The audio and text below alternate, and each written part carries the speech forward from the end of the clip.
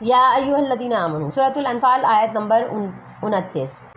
یا ایھا الذین آمنوا ان تتقوا اللہ یجعل لکم فرقانا ویکفر عنکم سیئاتکم ویغفر لکم واللہ ذو الفضل العظیم۔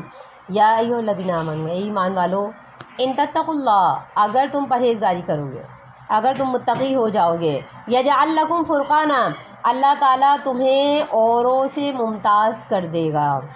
وَيُكَفِّرْ عَنْكُمْ سَيِّئَاتِكُمْ، اور تم سے تمہاری برائیاں دور کر دے گا، وَيَغْفِرْ لَكُمْ، اور تمہیں تمہارے گناہوں کو بخش دے گا، وَاللَّهُ ذُو الْفَضْلِ الْعَظِيمِ، اور اللہ تعالیٰ بڑے فضل والا ہے۔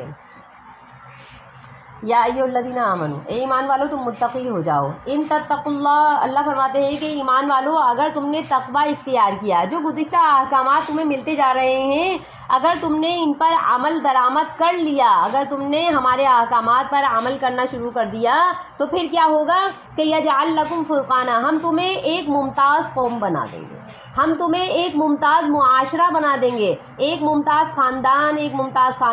گھرانہ، ایک ممتاز فرد بنا دیں گے۔ اگر تم نے وہ سب کچھ کیا، یعنی اللہ کی کتاب سے ملنے والے تمام فرائض پر عمل کیا، اللہ کی سنت سے ملنے والی تمام احادیث پر عمل کیا، اگر تم یہ سب کچھ کرتے رہو گے، ان تتقوا اللہ، اور تقوی اختیار کرتے رہو گے، ساتھ ساتھ اللہ سے ثواب کی اور اجر کی امید کرو گے، کیونکہ اللہ تعالیٰ ہی فرماتے ہیں کہ ان اللہ عندہ اجر عظیم، اللہ کے پاس بڑا اجر ہے، اور بڑا اجر کس صورت میں؟ سب سے پہلے بڑا اجر اللہ تعالیٰ انسان کو ہی دیتے ہیں کہ اللہ تعالیٰ اسے معاشرے کے اندر ایک ممتاز حیثیت دے دیتے ہیں، انسان کو دوسرے انسانوں سے بالکل ممتاز کر دیتے ہیں۔ اللہ فرماتے ہیں یجعل لکم فرقانا، ہم تمہیں بالکل ایک ممتاز فرد بنا دیں گے۔ فرقان کا مطلب کیا ہوتا ہے؟ حق و باطل کے درمیان فرق کرنے والا، اس کا یہ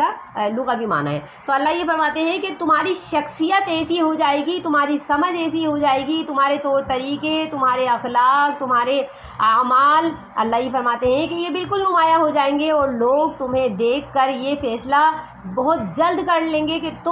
تمہارے اندر وہ صلاحیت موجود ہے کہ تم حق و باطل کے اندر فیصلہ کرنے والے ہو، لوگ تمہیں بالکل ممتاز قرار دیں گے۔ اللہ فرماتے ہیں وَيُكَفِّرْ عَنْكُمْ، اس کے ساتھ اللہ کے پاس کیا اجر عظیم ہے؟ اس کے علاوہ اللہ کے پاس اجر عظیم یہ ہے وَيُكَفِّرْ عَنْكُمْ سَيِّئَاتِكُمْ، انسان کو اور کیا چاہیے؟